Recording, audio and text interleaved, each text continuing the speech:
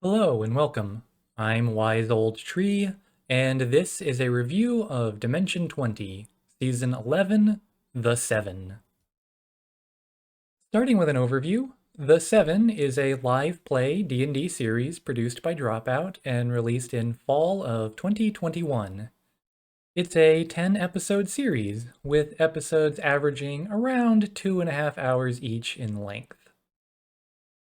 This is the fifth and hopefully final of the COVID-era seasons, although like the last season, the players are once again in the same room with each other, just spaced out from each other and with their own individual cameras.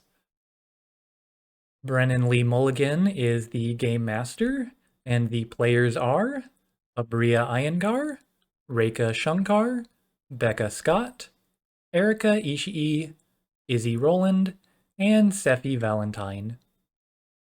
The series is set in the Fantasy High universe of Dimension 20, and I would recommend watching both Fantasy High freshman year and Fantasy High sophomore year before watching The Seven.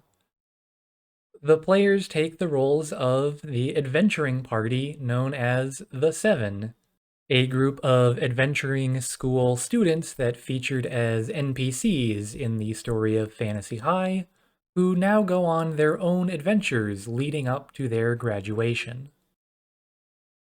For my overall impressions, this series not only shares a world and timeline with Fantasy High, but thematic structure as well. It's fantasy adventure mixed with high school drama and romance, but with new characters, new locations, new villains, and new romance. Although I'm not sure that romance is the best way to describe this season, The Seven is aggressively horny, to the point where it feels like that's a defining feature of this season. And this season has plenty of action and comedy throughout, but those attributes sometimes feel secondary to getting hot under the collar.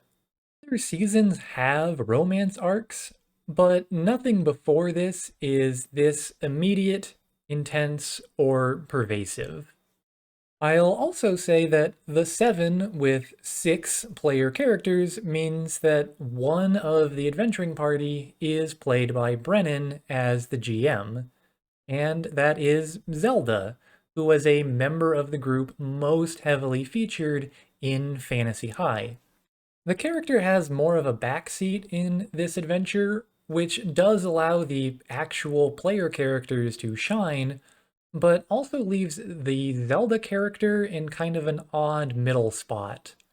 Going into the season, Zelda was the only character I knew much of anything about and wanted to learn more, but she basically gets no development here, making her feel more like an NPC in this story than every other actual NPC. The season also uses Tailspire, a program for creating virtual 3D combat encounters. The 3D digital space is distinct from the 2D environment of Roll20, which had been used in previous seasons. And the art team proves immediately that they can make some impressive sets in this program, things that may have been more difficult if trying to use physical sets and miniatures. However, because the combat is all in digital space instead of physical sets or theater of the mind, it means the players are staring at laptops throughout every combat encounter. As a viewer, I find it a little bit distracting, and even if it's not a big issue, it's something that I can't stop noticing.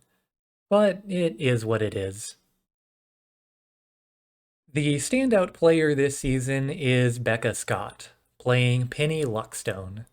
Penny probably had the most development as an NPC going into this season, but Becca really takes the character and makes it her own.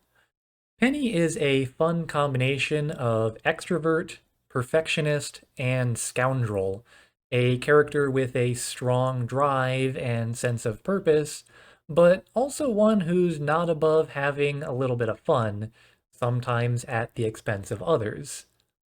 Also, there's a scene with Penny, if you've seen the season, you know what I'm talking about. That's not only my favorite scene this season, but maybe one of my favorite bits in all of Dimension 20. As for a rating, I'm going to give Season 11 of Dimension 20, The 7, a 4 out of 5. The story is fun, the players are great, and it captures a lot of the joy of the original Fantasy High. Tailspire is good for what it is, but I do still prefer the physicality of actual sets and miniatures, even if it wasn't possible this season to keep social distancing.